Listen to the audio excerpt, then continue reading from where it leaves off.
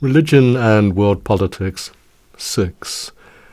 We're going to be talking about something that has a lot of romance to it, but at the same time was the harbinger of a terrible turn in historical events that went on to reconfigure, some would say disfigure, the latter part of the 20th century into the 21st century. And this is what happened in Afghanistan. Our tale begins in Afghanistan with the Soviet invasion in 1979. This came out of a blue sky, military speak for there were no clouds, there were no warnings. Suddenly the Soviets invaded the country in support of a Soviet-inclined government, but a government which aroused huge resentments and resistance on the part of many, many people in Afghanistan. The United States was very, very swift to capitalize on this and sent a very great deal of military support through Saudi Arabia, using both US and Saudi funds, to finance what were called the Mujahideen, the tribal resistance against the Soviet occupation. And this played very much into the hands of the secret arrangement that had been arrived at within Saudi Arabia itself after the siege of Mecca in 1979. It was as if the Soviet invasion of Afghanistan in the same year was a godsend, a literal godsend, to the rulers of Saudi Arabia and to the pact that they had made with the conservative clerical leaders. The compromise arrangement after the siege was purported to have meant that the export of Islamic revolution was going to be possible, the financing of international Islamic revolution was going to be possible, and that the Saudi authorities would turn a blind eye to it. They would not become officially involved, but senior members of Saudi society certainly could become involved. And one of those who immediately became involved in the very same year, 1979, was Osama Bin Laden. He made his very first visit to Afghanistan in that year, fought on the side of the Mujahideen, and poured a lot of his own money into the resistance against the Soviets.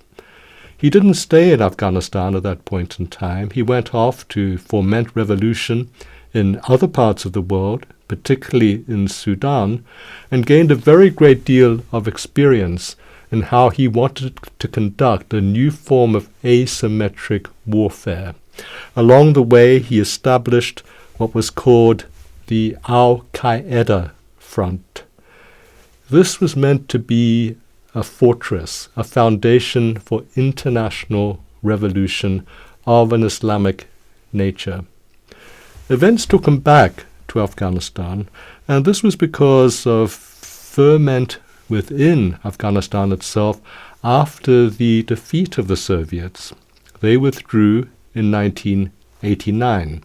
The fall of the Berlin Wall meant a retraction of Soviet influence around the world. It meant not only reform within what is now Russia, but a pulling in of the horns of Russian expansionism.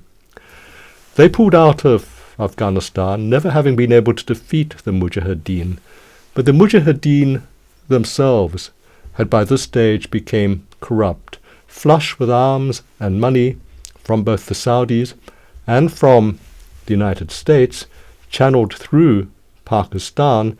They became a lawless force, and they exercised this lawlessness upon the local population.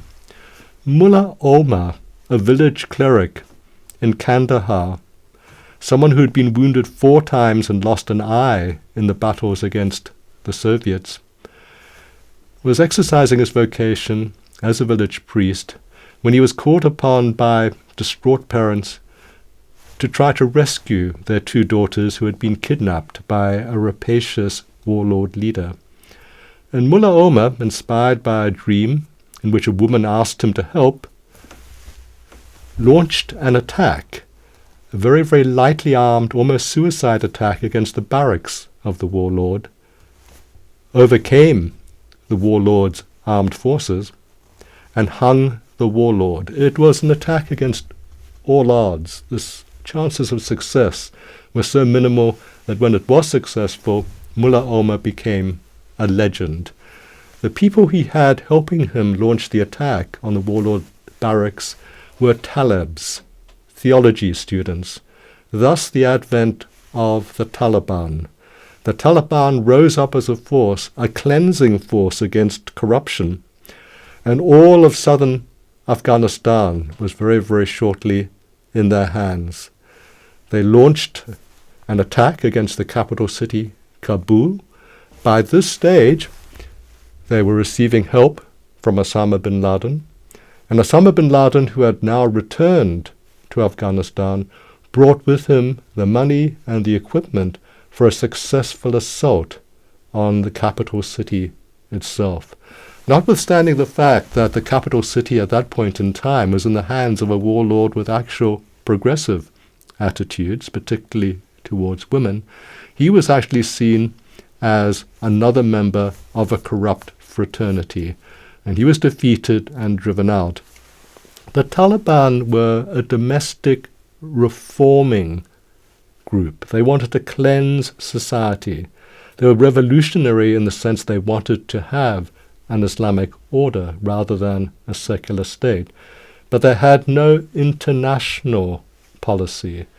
It was the fusion at this point in time of the Taliban with Osama bin Laden's al-Qaeda, which led to an international policy, which led in turn to the assault on New York, the 9/11 attacks. That was in 2001, and the American response immediately was an attack upon Afghanistan itself. This was almost a deliberate policy on the part of Osama bin Laden's al-Qaeda.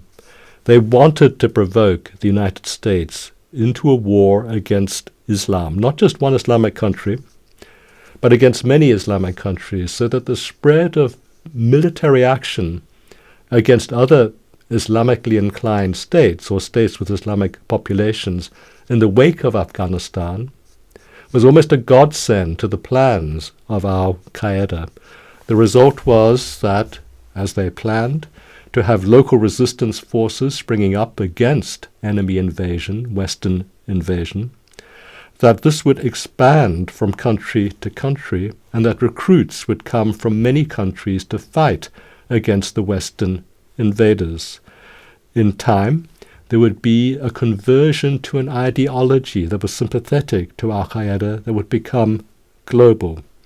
And this would be a global jihad that could then be mobilized against the United States, which in the same moment of history would also succumb to its own economic contradictions and be unable to resist an onslaught of an asymmetric sort on all fronts. It was almost as if Osama and his lieutenants and those in al-Qaeda were reading a future that has been in many ways enacted and which is still being enacted, albeit with the decline of al-Qaeda in today's international politics, but its supplanting by forces even more radical and even more sinister and determined.